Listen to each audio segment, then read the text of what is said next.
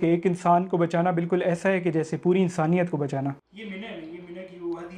یہ ہیں آصف بشیر، جو حج 2024 کے پاکستانی ہیرو ہیں۔ منا کے کھلے میدان میں چلچلاتی دھوپ اور انتہائی شدید درجہ حرارت میں جب حجاج کرام کی طبیعت بگڑنے لگی تو آصف درجنوں انڈین، برٹش اور کینیڈین حاجیوں کے لیے مسیحا ثابت ہوئے۔ اگر میں اس دن کو یاد کروں تو وہ ایک انتہائی گرم دن تھا، جب ہم اپنی ڈیوٹی پہ کھڑے تھے ڈیوٹی چیک پوسٹ پر، تو ہم نے کافی لوگوں کو مرتے دیکھا، لاشیں ہم نے دیکھی۔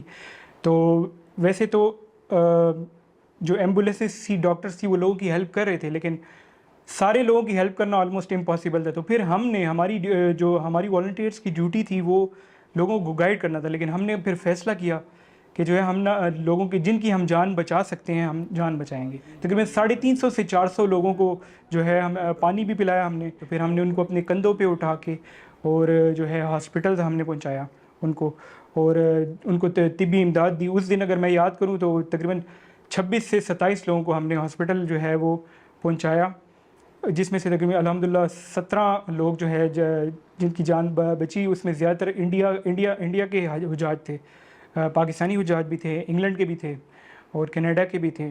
تو اس وقت ہمیں خیر ان کی نیشنلٹی ہم نے نہیں دیکھی، ہم نے تو انسانیت کے رشتے کے تحت جو ہے ان کو بچایا۔ آصف کے مطابق انڈین حجاج کو ریسکیو کرنے پر انہیں جدہ میں انڈین قونصلر جنرل سمیت کئی بھارتی وزراء کی جانب سے سراہا گیا ہے، تو وہیں انہیں متعدد ایوارڈز کے لیے بھی نامزد کیا جا رہا ہے۔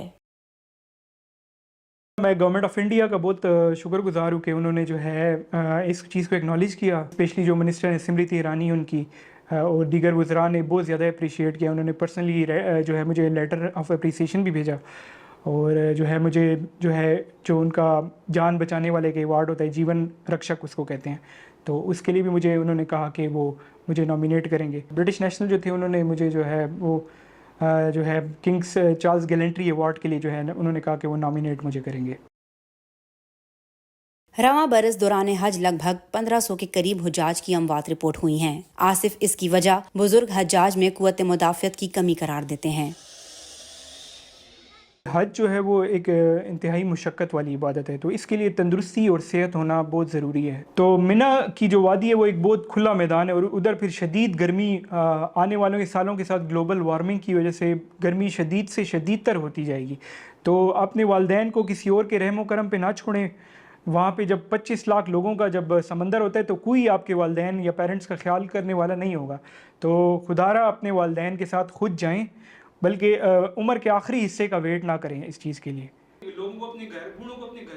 چند ایسے بھارتی حجاج بھی تھے جن کا قیمتی سامان ریسکیو کرتے وقت ان کے پاس رہ گیا تھا۔ آصف یہ تو نہیں جانتے کہ وہ لوگ زندہ بھی ہیں یا نہیں، تاہم وہ یہ سب لوٹانا چاہتے ہیں۔ اپنی صحت اور موسم کی سختی کی پرواہ نہ کرتے ہوئے درجنوں حجاج کرام کی جانیں بچانے والے اس مسیحا کا کہنا ہے کہ اگر حکومتوں اور انفرادی سطح پر مؤثر اقدامات کیے جائیں تو مستقبل میں ایسے حادثات سے بچا جا سکتا ہے۔ فاطمہ نازش، DW اردو، پشاور، پاکستان۔